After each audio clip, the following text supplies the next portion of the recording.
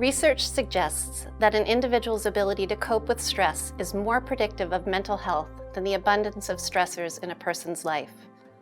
In this video, we will demonstrate ways for you to help students understand their triggers and give them tools to cope with their body's responses to perceived stressful circumstances.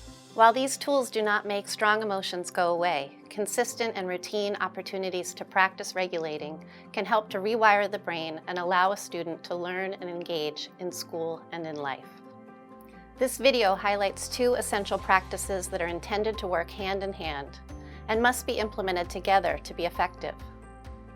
They are emotion identification and individual regulation techniques.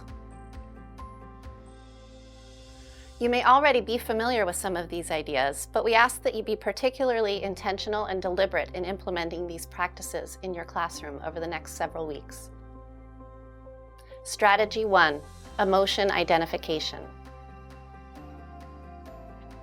One of the first steps to regulating emotions is to name them. Prompting students to name their emotions helps them to pause and identify how they are feeling. Just that recognition of an emotion can help prevent a student from becoming further agitated. Practice this in your classroom by stopping throughout the day for quick emotion checks. Ask students to vocalize emotions that they perceive as positive or difficult as they occur, and follow up with students who express lingering emotions from an activity that's already been completed.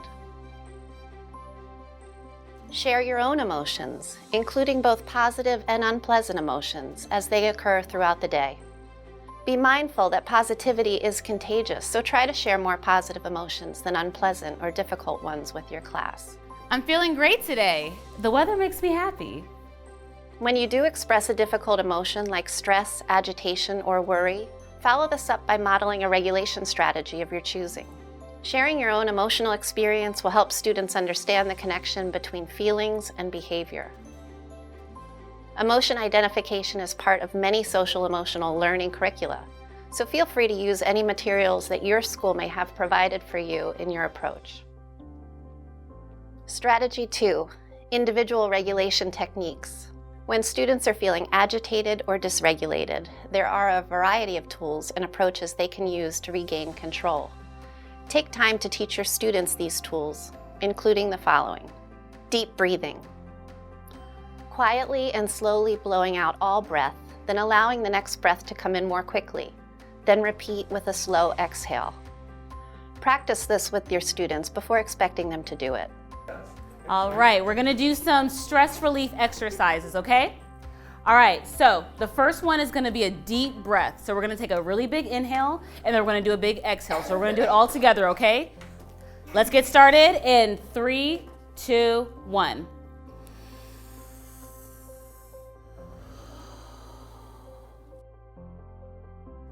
Muscle tensing. Squeezing and relaxing all of the large muscles. Start by squeezing the hands into a fist, then flexing the arms, then moving to the midsection, then to the legs, and end with the toes. All right, now next what we're gonna do is some hand flexes. So everyone's gonna put their hands out like this, and we're gonna squeeze our fists one at a time, okay? So squeeze and then release. Squeeze, release. Squeeze, release. Giving themselves a big hug. Students should feel the squeeze, then also feel the release of tension. Now we're gonna give ourselves some love. We're gonna give ourselves a big self-hug. So, ready, set, hug yourself. There we go.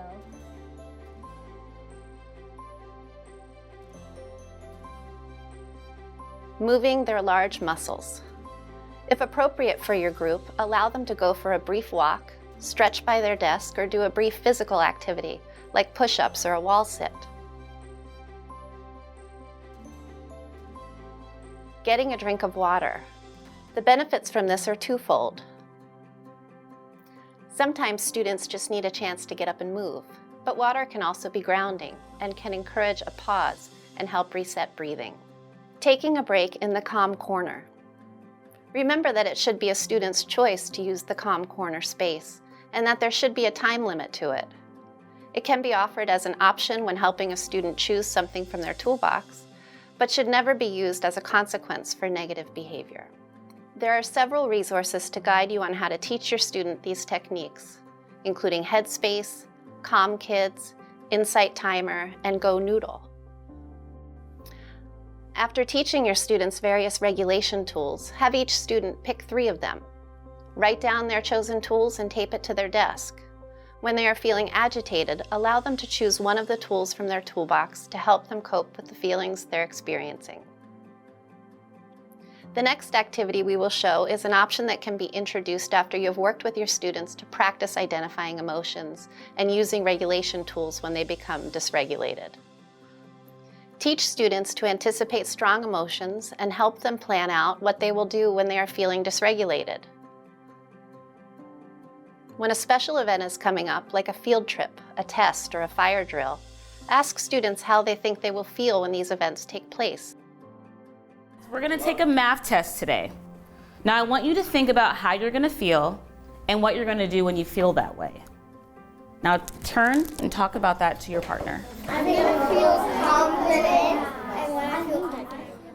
Younger students can use a chart of emoji faces to help them think of different emotions. Then ask them to identify what strategy they will use when they are feeling that way. For older students, encourage them to create an emotional planner.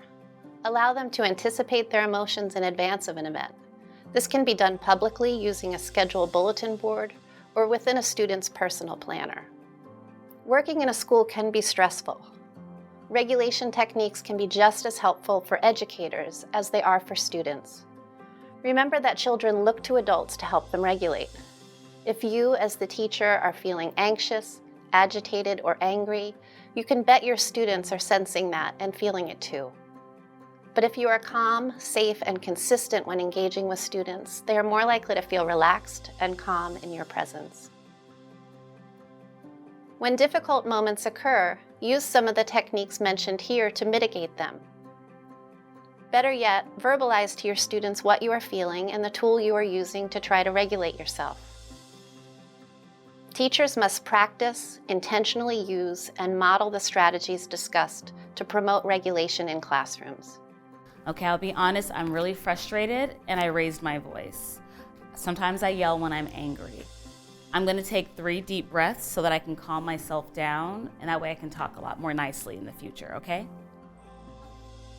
Your students will benefit not only from having a regulated teacher, but also by learning from your example. Previous videos in this series discussed ways to build connections and maintain regulation in your classrooms. However, we all experience strong emotions at times, and both teachers and students need ways to appropriately address them so that learning can continue for everyone.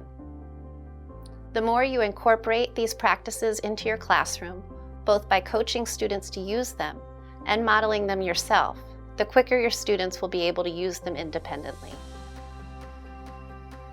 Teaching students to identify their emotions, anticipate and plan for strong emotions, and know what to do when they become dysregulated can help to rewire the brain and equip students with the tools they need to be connected and engaged at school.